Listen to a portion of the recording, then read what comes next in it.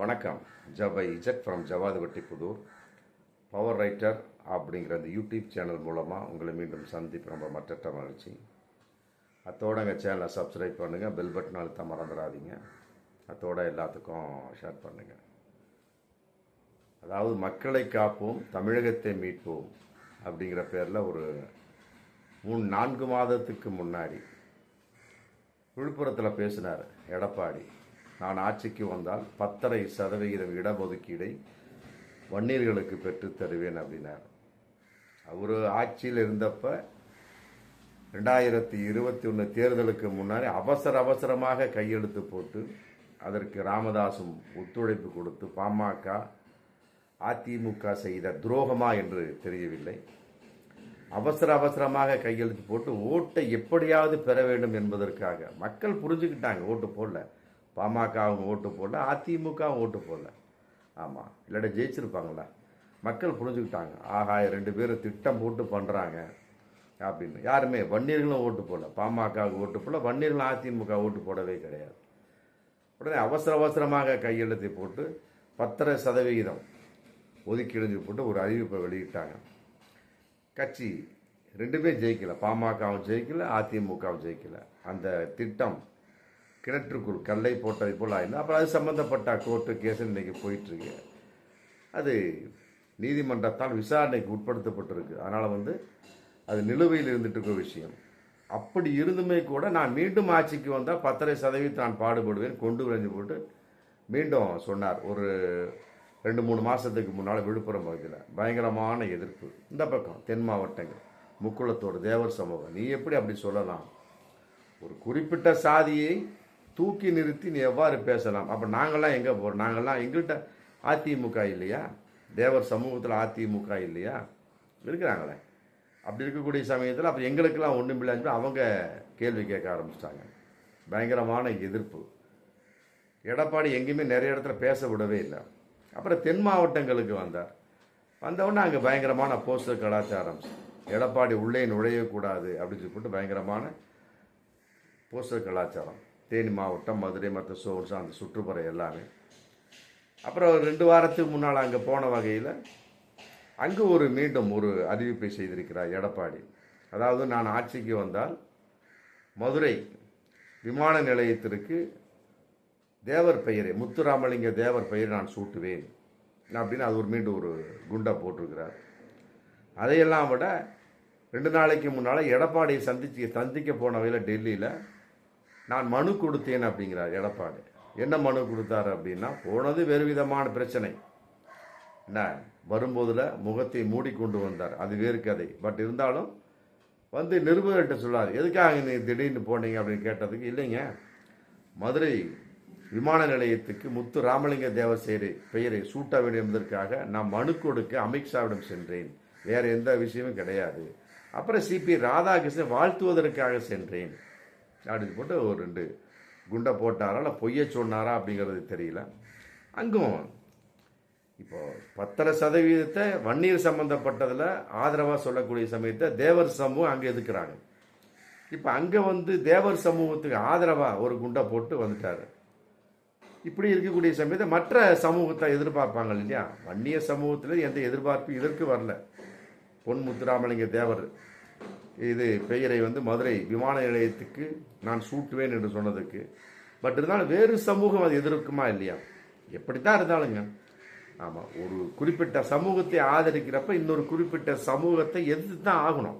அப்படிங்கிறப்ப அவங்க கேள்வி கேட்கத்தானே செய்வாங்க. நீ எதுக்கு ஒரு குறிப்பிட்ட சமூகத்தை எதிர்க்கக்கூடிய அளவுக்கு பேச, ஒரு குறிப்பிட்ட சமூகத்துக்கே ஆதரவாக பேசுறீங்க? 4.5 வருஷம் முதலமைச்சராக இருந்த எடப்பாடிக்கு தெரியாதா? இந்த 4.5 வருஷம் இதே மாதிரி எதிர்கட்சி தலைவராக இருந்து கொண்டு எடப்பாடிக்கு தெரியாதா? பிறப்புக்கும் எல்லா உயிருக்கும், அதே மாதிரி எல்லாருக்கும் எல்லாம் அப்படிங்கிற மாதிரி சில கட்சிகள் தான். ஆமாம்.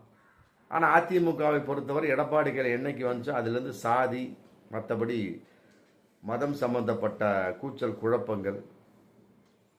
அந்த ஈரோடு கிழக்கு தொகுதியிலே அண்ணாமலைக்கு அவருக்கு சாதி பிரச்சனை வந்தாச்சு. அப்புறம் பாஜகவோட சேர்ந்தார்.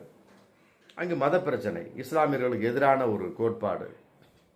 எப்படி ஓட்டு போடுவாங்க அதிமுக 2026 சட்டமன்ற தேர்தலில்? ரொம்ப ஸ்ட்ராங்காக ஃபெவிகோலை போட்டு ஓட்டின மாதிரி ஆகிப்போச்சு. அதுலேருந்து எடப்பாடி விடுபட்டாலும் அமித்ஷா விடுவதாக இல்லை. அப்படி இருக்கக்கூடிய சமயத்தில் இஸ்லாமியவாறு ஓட்டு போடும் அதிமுகவுக்கு கேள்வி கேட்டுட்டு இருக்காங்களே. அதிமுகவில் இருக்கக்கூடிய இஸ்லாமியர்கள் கேள்வி கேட்டுட்டு இருக்காங்க, பாஜகவோடு எவ்வாறு கூட்டணி சேரலாம். இங்கே அது சம்மந்தப்பட்ட வகையில் பிரிஞ்சு போயாச்சு. இப்படி ஒரு சூழலில் இன்னைக்கு அதிமுகவின் நிலைமை எடப்பாடியினுடைய வாய் வித்தையா வாய் சவடால மற்றபடி பேச தெரியவில்லையா அப்படின்னு தெரியல. அந்த பொள்ளாச்சியில் விவசாயிகள் வகையில் பேசி மாட்டிக்கிட்டா இருப்பாங்க, கல் இறக்கும் சம்மந்தப்பட்ட வகையில். என்னங்க இது பொதுவான சமாச்சாரம் அப்படின்னு பேசி முடிச்ச அதே சமயத்தை வேறு விதமாக திசை திருப்பக்கூடிய ஒரு விஷயம் இல்லாமல் நாங்கள் ஆட்சிக்கு வந்தால் செய்கிறேன்னு சொல்கிறதுக்கு வக்கு இல்லையே, இதை கொண்டு போய் நான் மத்திய அரசிடம் சொல்வேன்னா சொன்னேன். அப்படிங்கிறப்ப அங்கும் விவசாயிகள் மத்தியில் பயங்கரமான ஒரு குழப்பம். அதே போல் இங்கே டோட்டலாக சாதி சம்பந்தப்பட்ட வகையிலும் மதம் சம்பந்தப்பட்ட வகையிலும் அதிமுக சம்பந்தப்பட்ட வகையில் எடப்பாடி சம்பந்தப்பட்ட வகையில் மிகப்பெரிய ஒரு குழப்பம் உண்டு பண்ணி கொண்டிருக்கிறார் அப்படின்னு சொல்ல முடியும். இன்னும் சொல்லப்போனால் சாதி சமய பிரச்சனைகளை எடப்பாடி தூண்டி விட்டு கொண்டிருக்கிறாரோ அப்படிங்கிற பகிரங்கமான ஒரு விஷயமும் இன்னைக்கு துண்டாவே தெரியுது. ஒரு சாதிக்கு ஆதரவு இருக்கிறப்ப இன்னொரு சாதி அது எதிர்ப்பு தானே வந்து தானே ஆகணும். அவங்க கேள்வி கேட்பாங்களே, என்னடா ஓ சாதியை மட்டும் அந்த சாதியை மட்டும் தூக்கி நிறுத்துறீங்க, உங்கள் கட்சி எங்கள் சாதி இருக்கிறாங்க இல்லையா, அதுக்கு நீங்கள் உங்களுடைய பதில் என்ன அப்படிங்கிறப்ப எடப்பாடி என்ன பதில் இருக்கு? பாஜகவோட கூட்டணி சேர்ந்துட்டாரு, இஸ்லாமிய சம்பந்தப்பட்ட வகையில் இன்னைக்கு ஏகப்பட்ட எதிர்ப்பு. இஸ்லாமியர் கேள்வி கேட்குறாங்க, பாஜகவோட கூட்டணி சார் நாங்கள் எவ்வாறு ஓட்டு போட முடியும் அப்படின்னு. இன்னைக்கு வரைக்கும் எடப்பாடிட்டு எந்த பதிலுமே கிடையாது. இந்த மாதிரி சாதியை தூண்டுவது மதவாதங்களை தூண்டுவது அப்படிங்கிற மாதிரி எடப்பாடி இருந்து கொண்டிருக்குன்னு தேர்தல் தேதியே அறிவிக்கல. அப்படி இருக்கக்கூடிய சமயத்து இப்போவே ஒரு ஸ்டார்ட் பண்ணிட்டாரு அப்படிங்கிறது இன்னைக்கு மிகப்பெரிய ஒரு வைரலாக இன்னைக்கு போயிட்டுருக்கு. அதில் குறிப்பாக புதிய தமிழகம், ஆமாம், கிருஷ்ணசாமி மிகப்பெரிய ஒரு கேள்வி கேட்டிருக்கிறார். ராஜபாளையத்தை இன்னைக்கு பேட்டி கொடுத்துருக்கார். குறிப்பிட்ட சமூகத்தை வாக்கு வேண்டும் என்பதற்காகவே எடப்பாடி ஆமாம் பிறரை தூண்டி விட்டு கொண்டு குறிப்பாக சாதிய பிரச்சனைகளை இது ஏற்றுக்கொள்ள முடியாது. ஜனநாயக நாடு என்பதையெல்லாம் விட இது குறிப்பிட்ட சமூகத்தை தூண்டிவிடக்கூடிய அளவுக்கு ஏதாவது பிரச்சனை வரக்கூடிய சமயத்தில் எவ்வாறு அதை தமிழகம் ஏற்றுக்கொள்ளும் அப்படிங்கிற மாதிரி தான் மிகப்பெரிய ஒரு கேள்விக்குறியாக இன்னைக்கு போயிட்டுருக்கு. என்றாலும் இது சம்பந்தப்பட்ட வகையில் எடப்பாடி மனம் திருந்த வேண்டும் அல்லது வேண்டுமென்றே செய்கிறாரா அப்படிங்கிற மிகப்பெரிய ஒரு தூண்டுதல். இங்கு ஒரு சாதியை தூண்டுவது, அப்புறம் தென் மாவட்டம் இன்னொரு சாதியை தூண்டுவது, இப்படி இருக்கக்கூடிய சமயத்தில் மற்ற சாதி என்ன செய்வார்கள் அப்படிங்கிற கேள்வி ஒரு ஜனநாயகமான குறிப்பாக முதலமைச்சராக இருந்த 4.5 வருஷம் முதலமைச்சராக இருந்த ஒரு நபருக்கு தெரியவில்லை என்று சொன்னால் அப்புறம் ஓட்டு போடக்கூடிய மக்களுக்கு எவ்வாறு தெரியும், எவ்வாறு அவர்கள் ஓட்டு போடுவார்கள் அப்படிங்கிற கேள்வி இன்னைக்கு வந்தாச்சு.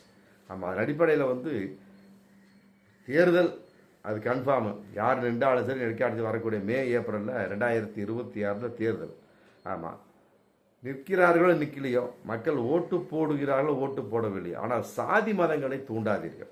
ஆமாம், பாஜகவை போல் ஒருவேளை அதிமுக எடப்பாடி பாஜகவோடு சேர்ந்து அவர்களுடைய புத்தி இவர்களுக்கு வந்துவிட்டதோ அப்படின்னு கூட கேட்க தோன்றுகிறது. பார்ப்போம் மீண்டும் அடுத்த வீடியோ. நன்றி.